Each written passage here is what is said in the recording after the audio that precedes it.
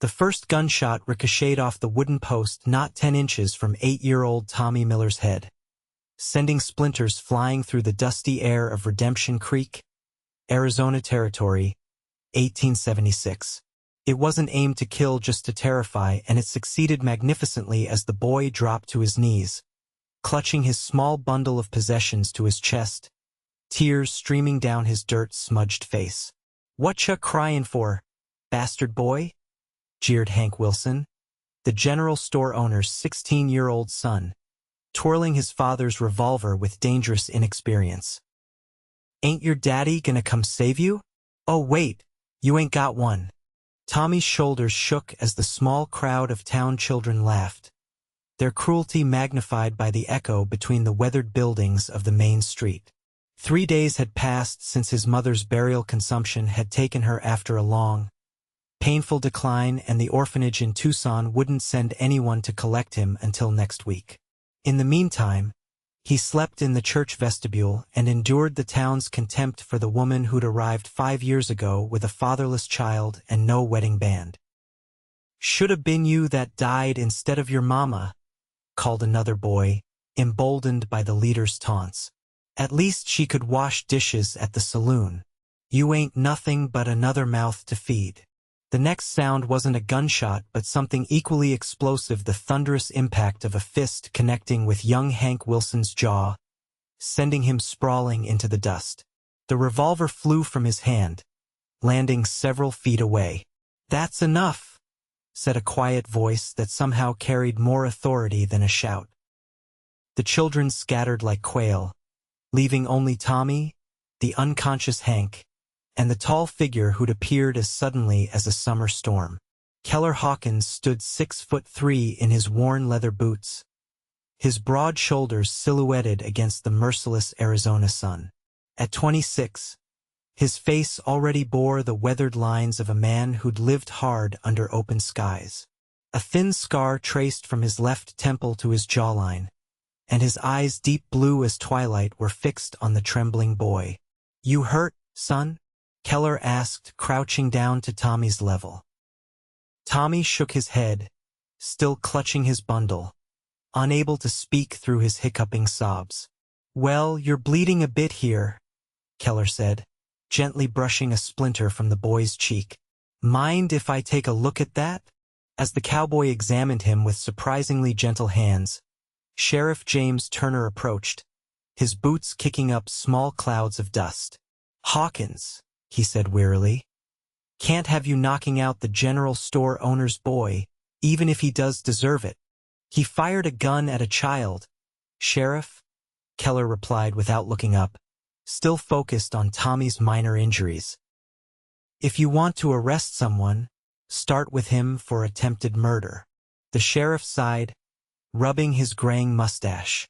"What am I supposed to do with the Miller boy anyway? Reverend's been complaining about him sleeping in the church. Says the orphanage wagon won't be here till Tuesday at earliest." Keller stood up, placing a protective hand on Tommy's shoulder. "He has me now. I'll take him home." The sheriff's eyebrows shot up. "You? A bachelor rancher with more horses than sense? What do you know about raising a boy?" "More than this town knows about human decency," Keller replied, his voice level but edged with steel. "I've got a room, food, and work that'll keep his hands busy. Better than whatever's waiting for him in that Tucson orphanage." Tommy looked up at the tall cowboy, fear battling with desperate hope in his young eyes. "It's temporary," the sheriff warned. "Orphanage has legal claim."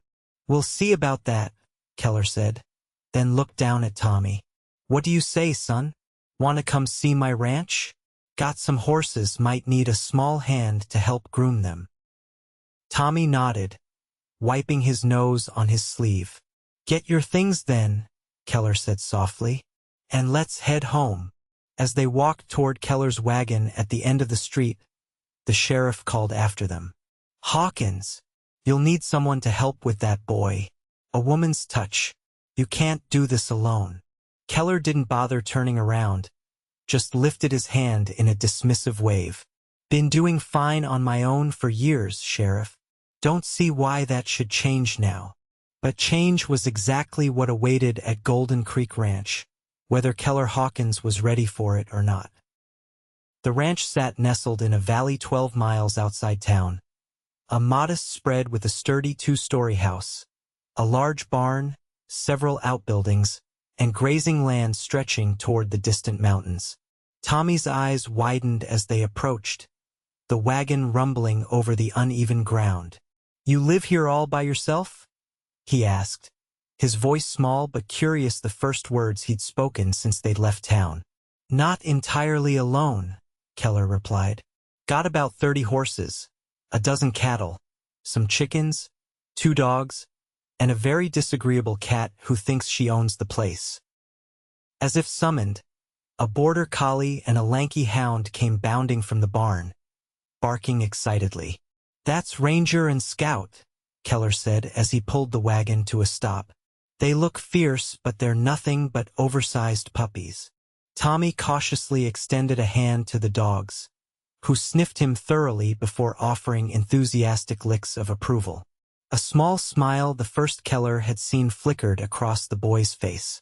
"Let's get you settled," Keller said, lifting Tommy's small bundle and leading him toward the house. Inside, the ranch house was surprisingly clean and orderly, if sparse. The main room held a stone fireplace, a wooden table with chairs, a bookshelf filled with books, and a comfortable-looking armchair.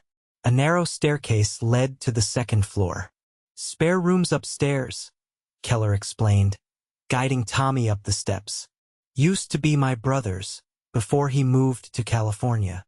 The bedroom was simple but comfortable, with a bed, dresser, and window overlooking the corral. Keller set Tommy's bundle on the bed. "Get yourself settled. Wash up at the basin there if you like. I'll start supper." Alone in the room, Tommy carefully unpacked his meager possessions. A change of clothes, a small wooden horse his mother had given him for his birthday, a Bible, and a daguerreotype of his mother in a simple frame. He placed the picture on the dresser, his small fingers lingering on the glass. Downstairs, Keller was slicing potatoes when he heard a soft knock at the door. Opening it, he found Sarah Jameson standing on his porch, a covered basket in her hands. At 23, the schoolteacher was known throughout Redemption Creek for her intelligence and independent spirit qualities that had kept most suitors at bay, much to the dismay of her widowed father. "Miss Jameson," Keller said, genuinely surprised. "What brings you all the way out here?" "News travels fast in small towns, Mr. Hawkins," she replied, her hazel eyes meeting his directly. "I heard you've taken in Tommy Miller." Keller nodded, stepping back to invite her inside. "Word does travel fast. I brought some things that might help," she said, setting the basket on the table. "Fresh bread, preserves, a couple of books suitable for a boy his age, and some clothes that might fit him. They belonged to my younger brother before he grew too big for them." "That's mighty kind," Keller said, suddenly aware of the knife in his hand and the half-prepared meal on the counter. "We were just about to have supper. Nothing fancy, I'm afraid." Sarah glanced at the potatoes and the slab of salt pork waiting to be cooked. "Perhaps I could help? I was Tommy's teacher, you know. It might be comforting for him to see a familiar face." Keller hesitated, unaccustomed to having a woman in his kitchen or anywhere in his home, for that matter. But the thought of Tommy having some continuity in his disrupted life made the decision easier. "I'd appreciate that," he said finally. "I'm no great cook." They worked side by side, Sarah expertly turning the simple ingredients into a more appetizing meal while Keller set the table. When Tommy came downstairs, his face freshly washed but his eyes still haunted, he stopped short at the sight of his teacher. "Miss Jameson?" he said uncertainly. "Hello, Tommy," she replied with a warm smile. "I thought I'd come see how you're settling in. I've brought some things that might make you feel more at home." The boy approached the table cautiously, as if expecting the comfort being offered to be yanked away at any moment.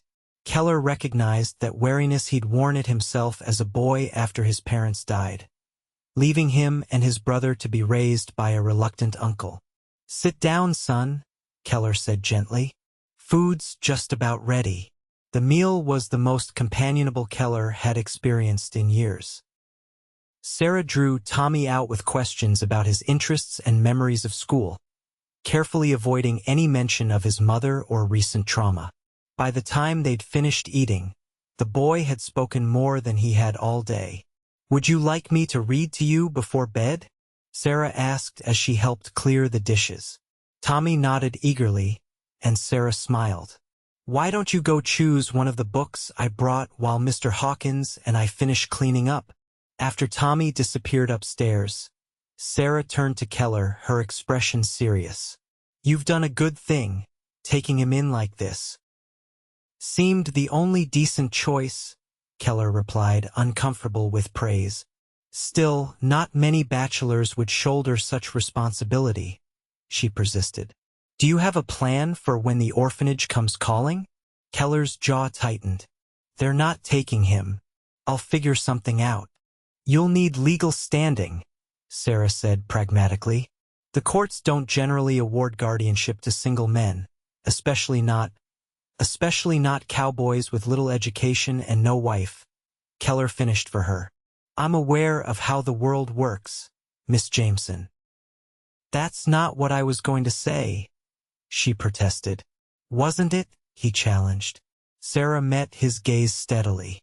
"I was going to say especially not without character references and documentation of your ability to provide a stable home. Which is why I intend to help you." Keller blinked in surprise. "Why would you do that?" "Because Tommy deserves better than being shipped off to strangers," she said simply. "And because I believe you genuinely care about his welfare." Before Keller could respond, Tommy called down the stairs.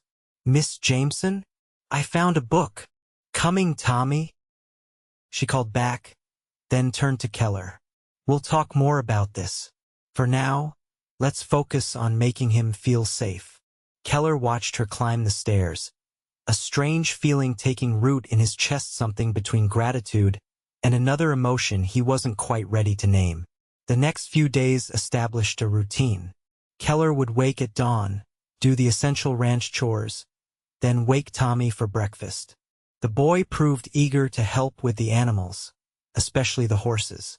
Keller taught him to groom them, explaining each step with patience he hadn't known he possessed.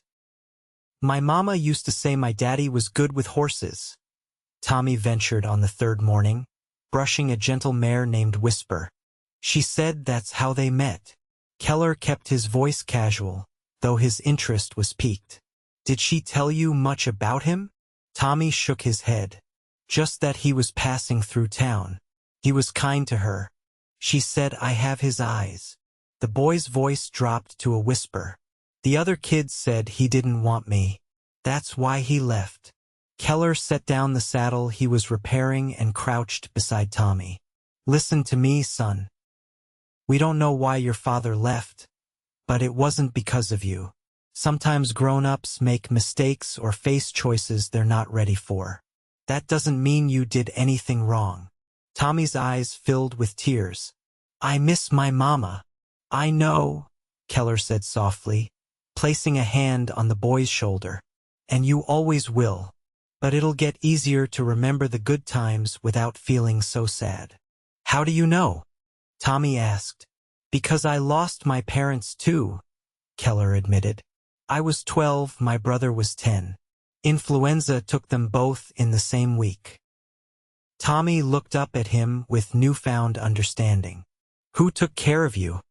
"Our uncle. He wasn't cruel, but he wasn't warm either. Did his duty by us, made sure we had food and shelter, taught us to work hard. When I was 18, I headed west to make my own way. Worked as a ranch hand until I saved enough to buy this place." "Do you get lonely?" Tommy asked with a child's directness. Keller considered the question honestly. "Sometimes, but I've got the animals. And now I've got you to keep me company. For how long? Tommy asked, the fear evident in his voice. The orphanage people are coming soon. Keller squeezed his shoulder. I'm working on that. Miss Jameson is helping. We're going to try to make this permanent, if that's what you want. Tommy's face lit up. I could stay here forever? That's the plan, Keller confirmed, though he knew the obstacles they faced were formidable. Later that afternoon, Sarah arrived with paperwork and news. The three of them sat at the kitchen table as she explained. I've spoken to Judge Parker, she said. He's willing to consider granting you temporary guardianship, which would prevent the orphanage from taking Tommy immediately. But he has concerns. What kind of concerns? Keller asked. Your unmarried status, for one, Sarah replied frankly. The lack of a female influence in the household. Your ability to provide proper education and moral guidance. Tommy looked anxiously between them. Does that mean I can't stay? It means we have challenges to overcome, Sarah said gently. But I've convinced the judge to come for dinner tomorrow evening to see the situation for himself before making any decisions. Keller ran a hand through his hair. Judge Parker? Coming here? My place isn't exactly fit for entertaining a judge. Which is why I'm here to help you prepare, Sarah said, smiling at his discomfort. Tommy and I will clean while you handle the barn chores. Then we'll plan a meal that will impress even the judge's refined palate. The rest of the day and much of the next were spent in a flurry of activity. Sarah directed the cleaning with the efficiency of a general leading troops into battle. She brought fresh curtains from town, helped Tommy arrange his room to look more permanent, and instructed Keller on which shirt to wear and how to speak to the judge. You need to emphasize your financial stability, she coached as they prepared the evening meal. The judge needs to know you can provide for Tommy's material needs. I'm not a pauper, Keller said defensively. The ranch does well enough. And mention your brother in California, she continued. Family connections show stability. Oh, and definitely talk about your plans for Tommy's education. Keller paused in slicing the roast Sarah had brought. I hadn't thought that far ahead. I figured he'd go to the school in town. Sarah looked at him in exasperation. Of course he will, but you need to sound like you've considered his future. College possibilities, potential professions. He's 8 years old. The judge wants to see that you're thinking long-term, Sarah insisted. That this isn't just a passing whim. Tommy, who had been setting the table, looked up anxiously. What if the judge doesn't like me? Sarah immediately softened her tone. He will, Tommy. Just be your polite, helpful self. The knock at the door came precisely at 6 o'clock. Judge Elias Parker stood on the porch, his imposing frame made more authoritative by his formal black suit and silver-tipped cane. At 62, he had been dispensing justice in the Arizona Territory for over 15 years and was known for his strict adherence to propriety. Judge Parker, Keller said, extending his hand. Thank you for coming. The judge nodded curtly, stepping inside and surveying the ranch house with undisguised scrutiny. His eyes lingered on Sarah, who had changed into a modest blue dress for the occasion. Miss Jameson, he said, raising an eyebrow. I didn't realize you would be here. I've been helping Mr. Hawkins and Tommy prepare for your visit, she explained smoothly. As Tommy's former teacher, I have a vested interest in his welfare. The judge harumphed and turned his attention to Tommy, who stood nervously by the table. Young man, I understand you've had a difficult time recently. Yes, sir, Tommy replied softly. And how do you find your situation here? Tommy glanced at Keller before answering. I like it very much, sir. Mr. Hawkins is teaching me about horses, and I help with chores, and I've been reading the books Miss Jameson brought me. The judge nodded thoughtfully. I see. And Mr. Hawkins, what are your intentions regarding the boy's future? Keller squared his shoulders, meeting the judge's eyes directly. I intend to provide him with a stable home, sir, to ensure he receives proper education continuing at Miss Jameson's school and perhaps college later if he shows aptitude and interest. To teach him a trade ranching, if he's inclined, or to support whatever calling he might find. Most importantly, to give him the security my brother and I lacked after our own parents passed. The judge's expression remained impassive, but he nodded slightly. And how do you propose to address the lack of maternal influence in the boy's life? A tense silence fell. Keller glanced at Sarah, who gave him an encouraging nod. Well, sir, Keller began carefully, I believe a boy needs good examples of both men and women in his life. The community here provides that Miss Jameson, of course, and other respectable families in town with whom we socialize. The judge's skeptical expression made it clear this answer was insufficient. Mr. Hawkins, let's be frank. The courts generally prefer to place orphan children with complete families. Your situation, while commendable in its intentions, lacks the fundamental structure children need. With all due respect, Judge Parker, Sarah interjected, traditional family structures aren't always available, nor are they guarantees of a child's welfare. What Tommy needs most is stability, care, and the knowledge that he matters to someone. Mr. Hawkins provides that. A noble sentiment, Miss Jameson, the judge replied, but the law prefers convention, unless. He paused, looking speculatively between Sarah and Keller. Unless there might be a more conventional arrangement in the future? Sarah's cheeks flushed pink, and Keller looked momentarily stunned. Tommy, however, brightened immediately. Miss Jameson comes here almost every day now, he offered helpfully. She's teaching me extra reading and helps with supper. And Mr. Hawkins smiles a lot more when she's here. The embarrassed silence that followed was broken by the timer on the stove, and Sarah practically leapt to her feet. The roast. Let's eat before it dries out. The dinner proceeded with careful conversation about neutral topics, the weather, the condition of the roads, the progress of the railroad construction 50 miles north. Judge Parker, to everyone's relief, seemed impressed with the meal and the orderly household. After dessert and apple pie Sarah had baked that morning, Tommy was sent upstairs to prepare for bed while the adults spoke privately. I'll be direct, the judge said once Tommy was out of earshot. The boy clearly has formed an attachment to you, Mr. Hawkins, and the environment seems adequate.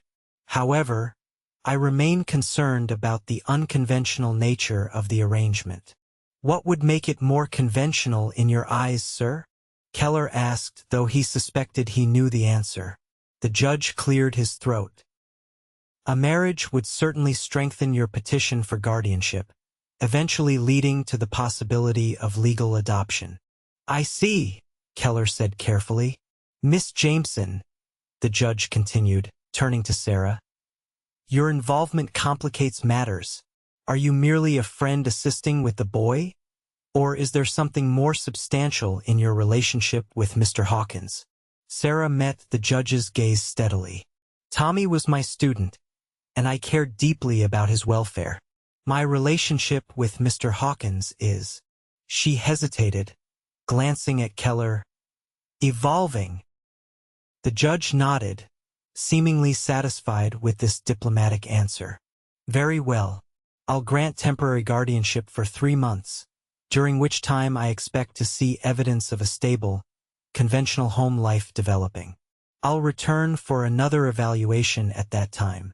After seeing the judge off, Keller and Sarah stood awkwardly in the main room, neither quite ready to address what had just transpired. Well, Sarah said finally, that went better than I expected. Did it? Keller asked, running a hand through his hair. He all but ordered us to get married or lose Tommy. He suggested it would strengthen your case, Sarah corrected. He didn't make it a requirement. Yet, Keller added grimly, What did you mean, our relationship is evolving? Sarah busied herself with gathering the dessert plates. It was expedient to let him believe there might be a conventional solution forthcoming. It bought us time. So it was just strategy, Keller said, an unexpected disappointment settling in his chest. Sarah paused, her hands full of dishes. I didn't say that. Their eyes met across the room, and something unspoken passed between them, a possibility neither had fully acknowledged until that moment. The sound of small feet on the stairs broke the tension. Tommy appeared in his nightshirt, his hair damp from washing. Is the judge gone? He asked anxiously. Did he say I can stay? Keller smiled, ruffling the boy's hair. For now, yes. We've got 3 months to convince him it should be permanent. Tommy's face fell slightly. Only 3 months? That's plenty of time, Sarah assured him, setting down the dishes to kneel at his level. Judge Parker just wants to make sure this is the right place for you. It is, Tommy said with conviction. It feels like home already. After Sarah had read Tommy a story and the boy had fallen asleep, she and Keller sat on the front porch, watching the stars emerge in the clear desert sky. The night was cool, and Sarah drew her shawl tighter around her shoulders. Thank you, Keller said into the comfortable silence. For all of this, I wouldn't have known where to begin without your help. You would have figured it out, Sarah replied. You're smarter than you give yourself credit for. Keller chuckled. Not book smart like you. I barely finished school before heading west. There are different kinds of intelligence, she said. The way you understand horses, how you've connected with Tommy, those things can't be taught from books. They fell silent again, the night sounds of crickets and distant coyotes filling the air. Finally, Keller spoke the question that had been weighing on his mind. What are we going to do about the judge's expectations? Sarah turned to look at him, her face half illuminated by the light spilling from the window. What do you want to do, Keller?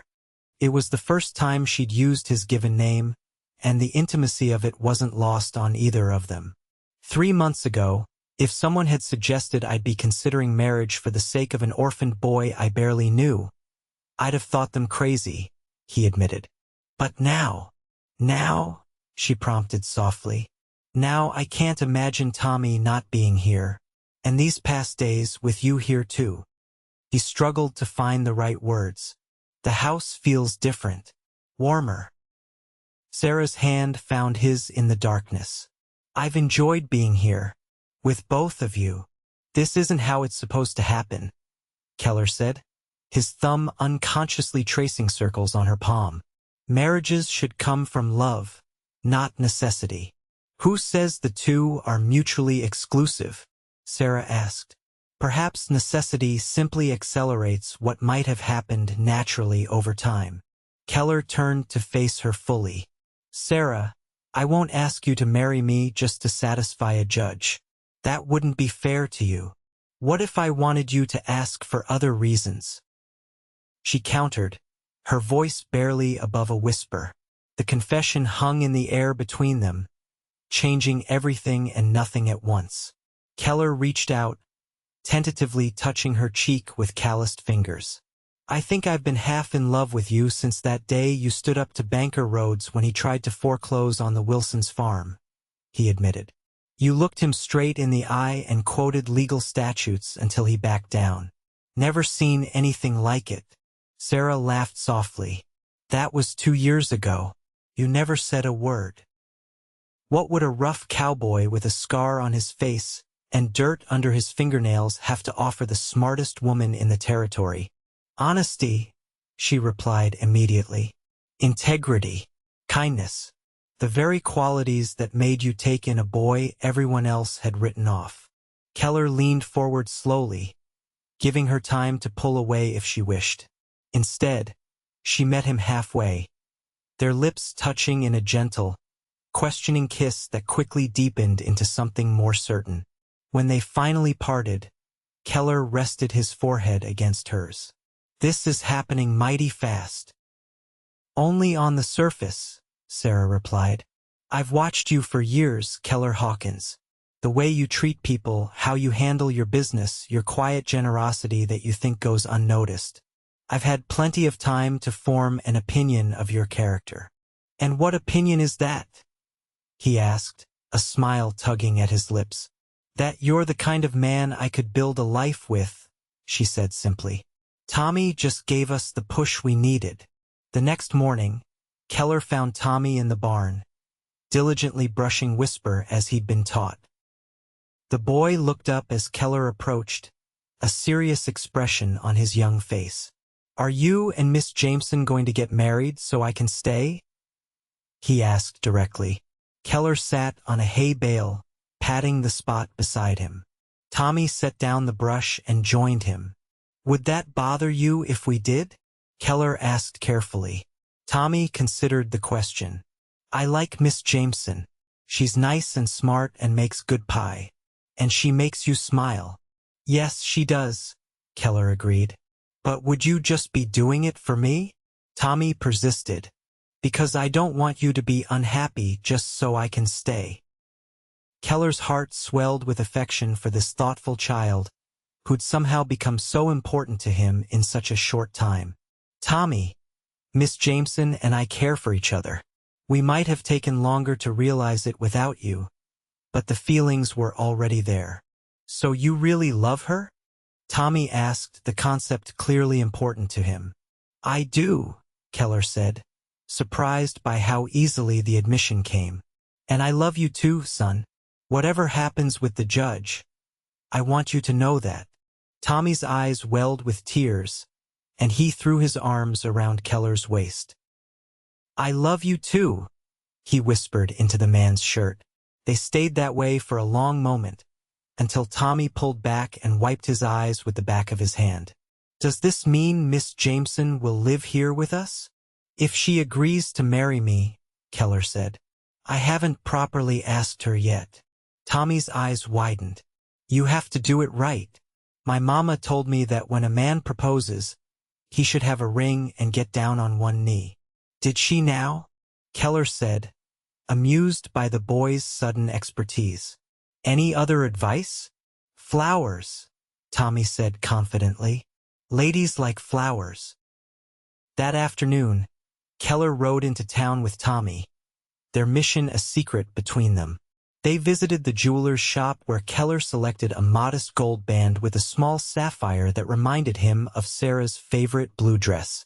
Then they stopped at Mrs. Peterson's garden, where Tommy solemnly explained their need for the perfect bouquet. When they returned to the ranch, Sarah was already there, having come directly from school. She looked curiously at their mysterious package but didn't ask questions when they said they needed to take care of something in the barn first. As the sun began to set, casting the valley in golden light, Keller asked Sarah to join him on the porch. Tommy hid around the corner, watching with barely contained excitement. Sarah, Keller began, taking her hands in his. I know this is happening faster than either of us might have expected, but some things just feel right, even when they don't follow the usual path. He lowered himself to one knee, looking up at her surprised face. I love you. Not just because you've helped us with the judge, or because you're good with Tommy, but because you're the strongest, smartest, most compassionate woman I've ever known. I want to build a life with you not for 3 months, but for always. He withdrew the small velvet box from his pocket and opened it. Sarah Jameson, will you marry me? Before she could answer, Tommy darted forward, presenting the bouquet of wildflowers they'd carefully arranged. Please say yes, Miss Jameson. Sarah laughed through the tears that had sprung to her eyes, taking the flowers with one hand while extending the other to Keller. Yes, she said. Yes to both of you. Keller slipped the ring onto her finger, then stood to embrace her. Tommy, not to be left out, wrapped his arms around both of them, creating a family circle that felt somehow both brand new and as if it had always existed. 6 weeks later, on a perfect autumn day, Keller and Sarah were married in the small church in Redemption Creek. The same townspeople who had once turned a blind eye to Tommy's suffering now smiled as the boy proudly carried the rings to the altar. Judge Parker, in attendance as an honored guest, nodded approvingly throughout the ceremony.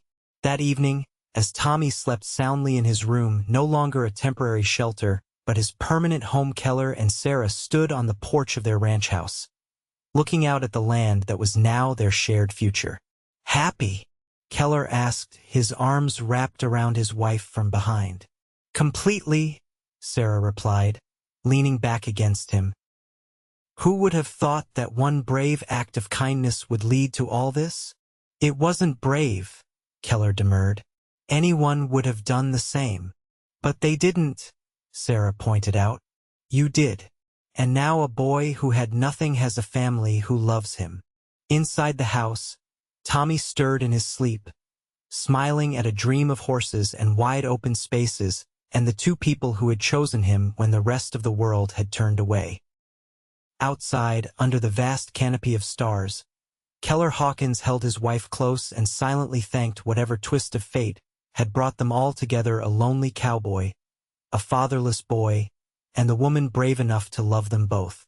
In the years that followed, Golden Creek Ranch flourished, as did the family that called it home. Tommy grew tall and strong under Keller's guidance and Sarah's wisdom.